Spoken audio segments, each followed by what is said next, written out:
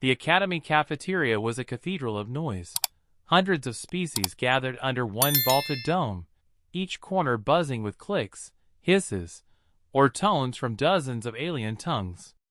Students came from across the Concord, diplomats' offspring, military cadets, scholars of every discipline. In theory, the academy was neutral ground. In practice, old rivalries ran deep. Curie of the Iral sat alone at the edge of the hall, her violet skin dull under the harsh lights. The Iral were small-framed, with delicate fronds instead of hair and translucent eyes. To many of the larger species, they looked weak, easy targets. And that was exactly what drew the bullies. 3 Gorran cadets blocked her path as she carried her nutrient tray. Hulking, tusked brutes built for war, their shadows fell over her like storm clouds.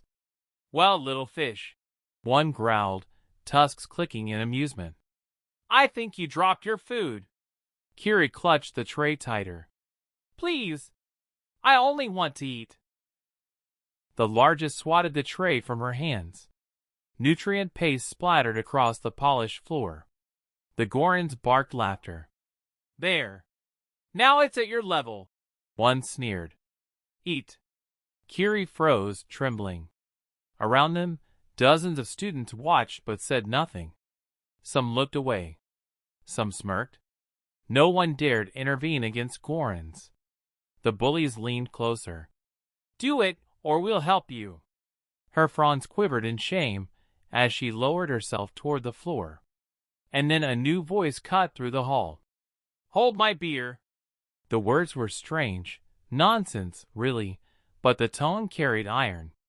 Students turned as a human rose from a nearby table. He was unremarkable by galactic standards. No tusks, no claws, no armor. Just messy hair, rolled sleeves, and a half-empty drink in his hand. His eyes, however, burned with something primal. He strode over, calm but deliberate, and set his drink on an empty table with a soft clink. "What did you say to her?" the human asked. The Gorrans laughed. "Stay out of this, soft skin. Unless you'd like to join her on the floor." The human tilted his head, studying them the way a predator studies prey. "Funny thing," he said. "Where I come from, bullies usually learn the hard way." The largest Gorran sneered and shoved him. The human didn't budge. He just smiled, sharp, dangerous, amused. "Your move," he said quietly. The Gorran roared and swung a massive fist. What happened next burned itself into every memory in that cafeteria. The human ducked, smooth as water, and drove his shoulder into the Gorran's gut. The brute staggered.